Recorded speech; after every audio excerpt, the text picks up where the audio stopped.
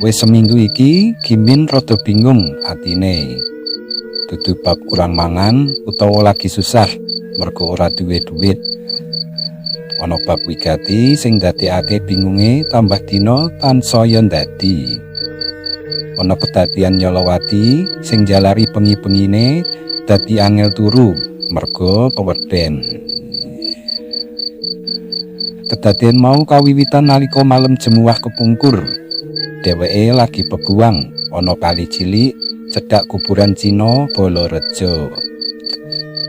Ngepasi enak-enake ndodok ana swara kresek-kresek tlosor-tlosor ing petengan. Asale saka maisan bom Cina.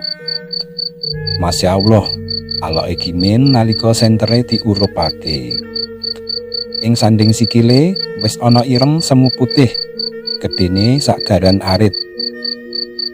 Ula weling, sakala Gimin jrantal mlayu saka komplek kuburan mau ora sida nutupake anggone bebuang.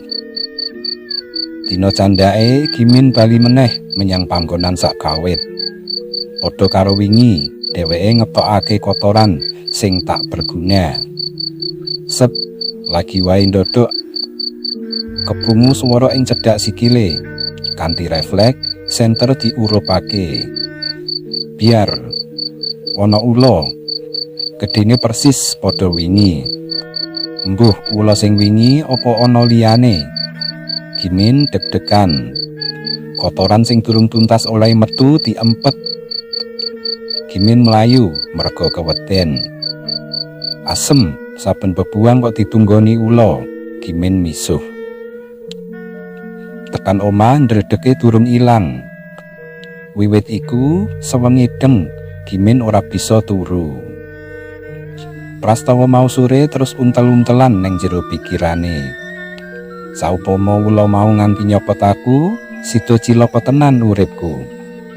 Bisa-bisa aku cacat utawa malah modar yen disembur upase sing kondang mandine iku. Batine priya sing duwe anak 5 iku. Kedadian iku ora mandhek tekan semono. Rong dina candhake nalika Gimin sing gawean matone dadi tukang duduk lemah kuburan kanggo mendem mayit Cina ngalami kedadian sing padha. Atine dadi sumelang. Merasa ora penak, wedi yen ana bebaya sing bakal nyilakani. Dheweke pamitan bojone arep golek srana. Bu, aku arep menyang daleme Mbah Kabul. Pamite Gimin marang Siti, bojone sing dinikahi 15 taun kepungkur. Ana apa to, Pak? Kok dadak merono?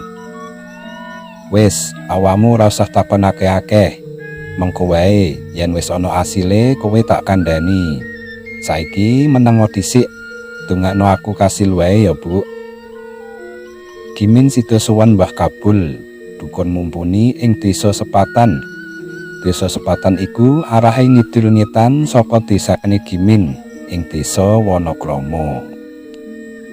Dek rong minggu kepungkur neng tengah kuburan Cina iku kowe nemu apa men? Ditakoni Mbah Kabul marang Gimin. Mbah Kabul arep njajal kekuatan pengiling-ilinge tamune. Najan Mbah Kabul sak temene wis ngerti kedadian sak benere. Wo nggih Mbah. Gimin saknalika mudeng karo sing dikarepake Mbah Kabul, sing jenggote dawa nganti meh nyenggol dadane iku. Nalika nduduk lemah kuburan, kula manggih kados keris ning alit sanget. Namung sakilan panjange. Sampunge Gimin karo nuduhake kilanan tangan tengene. Terus keris cilik kuwi mbok tokok nang endi? Nalika semanten lajeng kula saki, Mbah. Terus ning nalika kula grayai wonten sak celana wingking lajeng musna ical, Mbah. Gimin peloko suta. Sejatine keris cilik kuwi arep melu kowe men.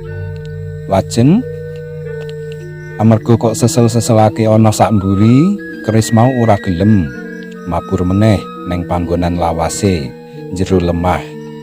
Upama mbok tokok sak ngarep, keris mau mesti dadi lantaran uripmu luwih kepenak. Oh, ngaten to, Mbah. Gimin mlungu kaya wong guwing ngemut barang atos. Lajeng napa gandeng jenenge antarane duwung kalian sawur aneh niku, Mbah?